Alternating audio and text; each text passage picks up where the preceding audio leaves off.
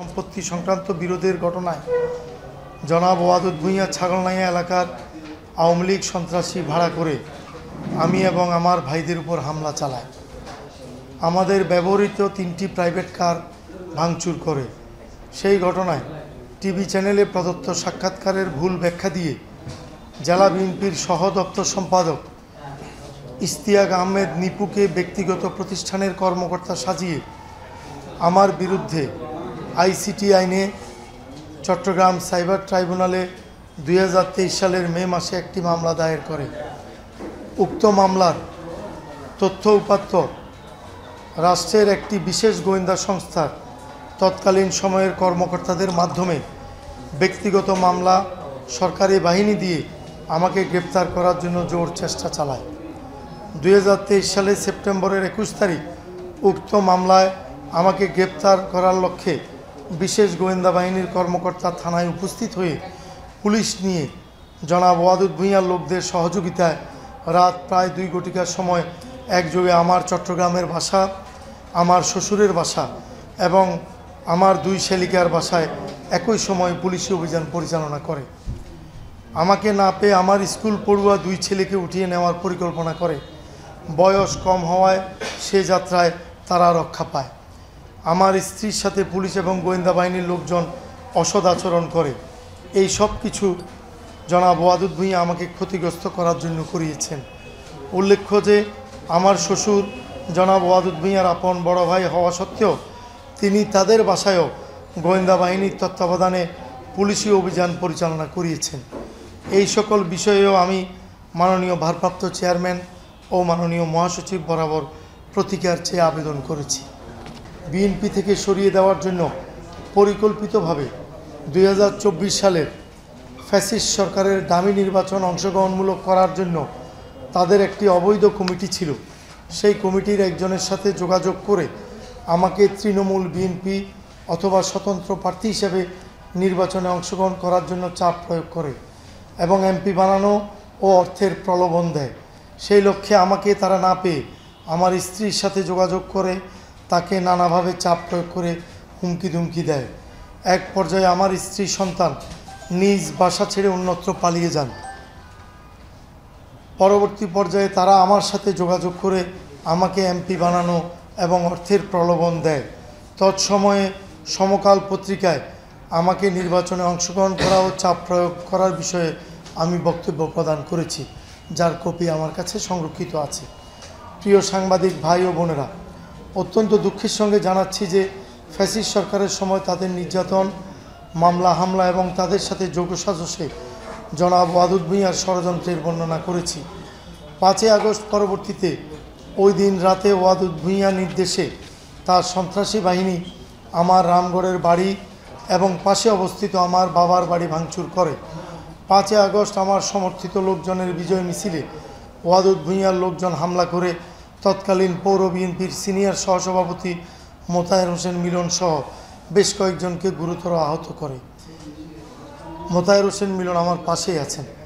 আমার সমর্থিত লোকজনের 5টি বাড়ি ভাঙচুর করে।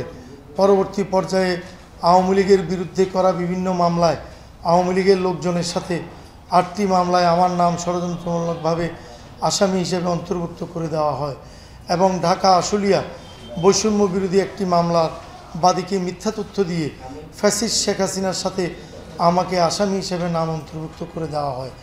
এই সকল মামলার বিষয়ে আমি মাননীয় ভারপ্রাপ্ত চেয়ারম্যান এবং মাননীয় মহাসচিব বরাবর প্রতিকার চেয়ে গত 13/1/2025 এবং 12/1/2025 তারিখে আবেদন করেছি।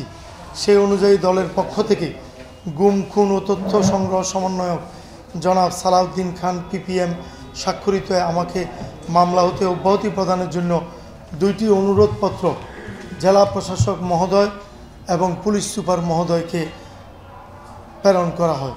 কিন্তু এখনও পর্যন্ত আমি একজন নিরপরাধ ব্যক্তি হিসেবে ওই সকল মামলা হতে অব্যাহতি সংক্রান্ত কোনো কাগজ বা আদালতে সুপারিশ প্রেরণের কোনো কাগজ পাইনি।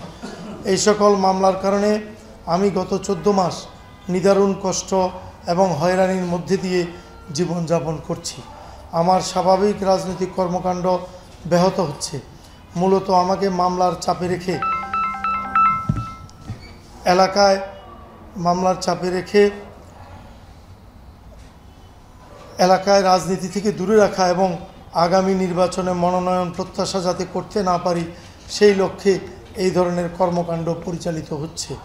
আমি আপনাদের মাধ্যমে খাগড়াছড়ি জেলা প্রশাসক মহোদয় ও পুলিশ সুপার মহোদয়ের নিকট আমাকে মামলা হতে দ্রুত অব্যাহতি প্রদান করে স্বৈরাচার মুক্ত দেশে স্বাধীনভাবে বসবাসের সুযোগ দেওয়ার আবেদন জানাচ্ছি। যে মামলা সংক্রান্ত বিষয়গুলি যখন আসলো 5ই আগস্টের পরে আমাকে উনি প্ররোচনা দিয়ে 9টি মামলায় আসামি হিসেবে আওয়ামী লীগের মামলার ভিতরে আমাকে নাম অন্তর্ভুক্ত করে দিয়েছে। সেই লক্ষ্যে আমি দলের কাছে আবেদন করেছি ভারপ্রাপ্ত চেয়ারম্যান মহোদয়, মাননীয় মহাসচিব মহোদয়ের কাছে।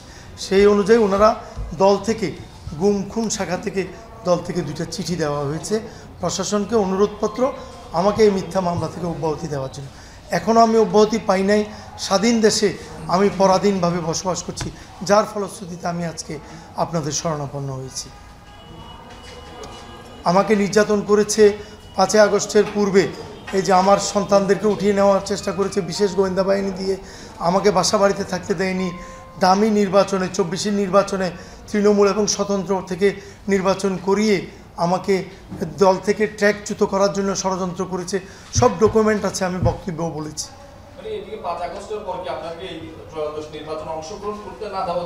রাজনীতি না করায়, অংশগ্রহণ করতে না দেওয়া, স্বাভাবিক কার্যক্রম পরিচালিত না করতে দেওয়া, হিংসার মনোভাব, ক্ষতিগ্রস্ত করার মনোভাব থেকেই এই কাজগুলি করেছে। আর ওনার নানা অনিয়ম, নানা রকম বিষয় আপনি যেটা বললেন, এটা আপনারা খবর নেন। সেখানকার মানুষ কেমন আছে, সেখানকার বিএনপি কেমন আছে, সাধারণ মানুষ সুখে আছে না দুঃখে আছে, আপনারা খবর নেন। আপনারা খবর নিলেই তো জানতে পারবেন। আমি চাচ্ছি আপনাদের মাধ্যমে, আমি প্রশাসনের কাছে আবেদন জানাচ্ছি আপনাদের মাধ্যমে যে আমাকে এই নিরপরাধ মানুষ হিসাবে আমাকে এই মামলাগুলো থেকে, আমি একজন বিএনপির কর্মী হিসেবে আমাকে এই মামলাগুলো থেকে অব্যাহতি দেওয়া হোক। আর আমার দলের ভারপ্রাপ্ত চেয়ারম্যান মহোদয় এবং মাননীয় মহাসচিব মহোদয় সহ স্থায়ী কমিটির সম্মানিত সদস্যবৃন্দের কাছে আমার আবেদন আপনাদের মাধ্যমে আমাকে দল করার সুযোগ দেওয়া হোক। আমাকে উনি দল করতে দিচ্ছে না ওয়াদুদ ভূঁইয়া সাহেব, আমি দল করতে চাই, দলের কার্যক্রমে অংশগ্রহণ করতে চাই। আমি আগামী নির্বাচনে মনোনয়ন প্রত্যাশী।